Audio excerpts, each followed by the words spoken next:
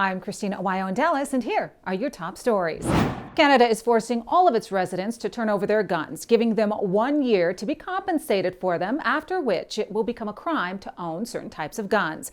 The Trudeau administration's multi-year push to ban more than 2,500 models of semi-automatic rifles labeled assault style is being fulfilled in 1 year's time. The label has been slapped on everything from AR-15 variants to tactical hunting rifles.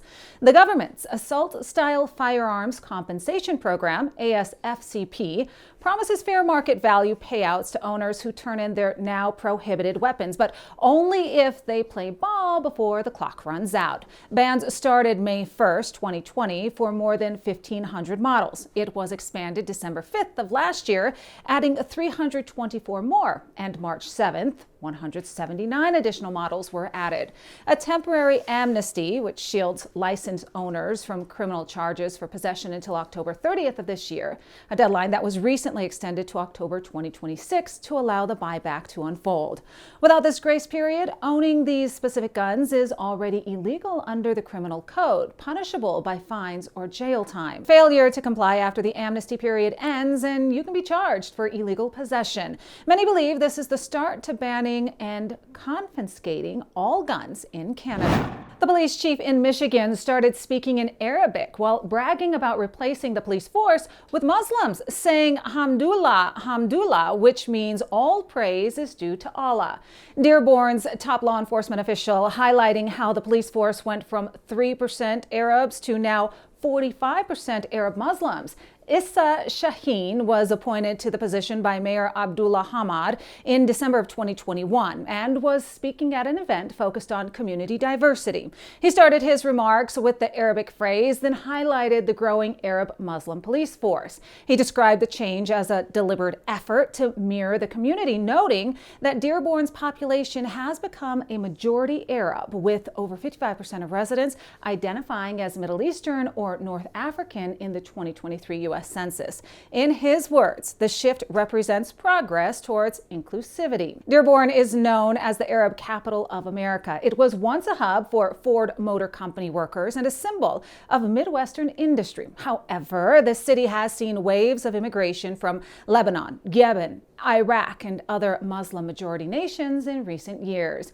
While early arrivals included Christian Arabs drawn to auto jobs, recent influxes are a Muslim majority who have initiated a call to prayer broadcast publicly 5 times a day. Bill Gates is funding technology that inserts mRNA vaccines and permanent quantum dot markings under the skin. Researchers from MIT, funded in part by the Bill and Melinda Gates Foundation, developed a dissolvable microneedle patch. Think a tiny sugar-based array smaller than a postage stamp, designed to deliver vaccines while leaving behind near-infrared quantum dots in the skin. These dots, crystals about 4 nanometers wide, fluoresce under special smartphone modified cameras to encode vaccination data like a pattern indicating the shot that was received. The goal? Better record keeping, they say. However, many critics believe that the microneedle patch implant from the Bill and Melinda Gates Foundation embeds the mRNA vaccines and quantum dot markings to enforce biological vaccine passports for everyday life. They warn of a future where Americans can't buy groceries, dine out, hit the gym, or travel without scanning their skin like a barcode. While the technology exists in labs, fact checkers say that mandatory implants and societal lockdowns are unfounded speculation. They say the microneedles dissolve in minutes, depositing the dots just under the skin's surface, like a faint, invisible tattoo. No microchips, they say, GPS, or real-time surveillance involved. Plus, they say the pattern requires close-up scanning under a foot away. Toxicology tests in rodents and early human trials show the materials are biocompatible.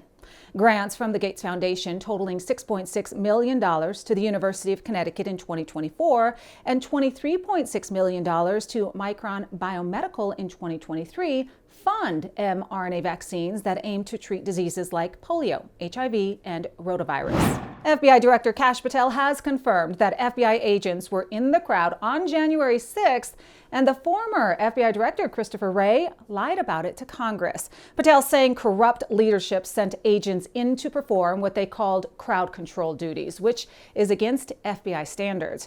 Wray is under fire for allegedly lying to Congress under oath after a recently released FBI report revealed that 274 agents in everyday clothes from the Washington field office were deployed into the January 6 crowds around the Capitol, something Wray repeatedly denied in sworn testimony to Congress. Wray is being blamed for endangering agents and fueling suspicions of a federal cover-up in what many on the right view as a politicized insurrection hoax. During a July 2023 House Judiciary Committee hearing, Wray told Representative Andy Biggs out of Arizona that he does not believe any undercover FBI agents were in or around the Capitol on that day, dismissing claims of FBI instigation as ludicrous. However, the recent report revealed that those 274 agents were embedded in the crowd without proper identification or protocols, arriving as early as 2:30 in the afternoon. Patel called it a failure of corrupt leadership that lied to Congress, noting that the deployment violated Bureau standards for First Amendment events. Meanwhile, President Donald Trump is calling on every single FBI agent that was at the Capitol on January 6th to be named and investigated.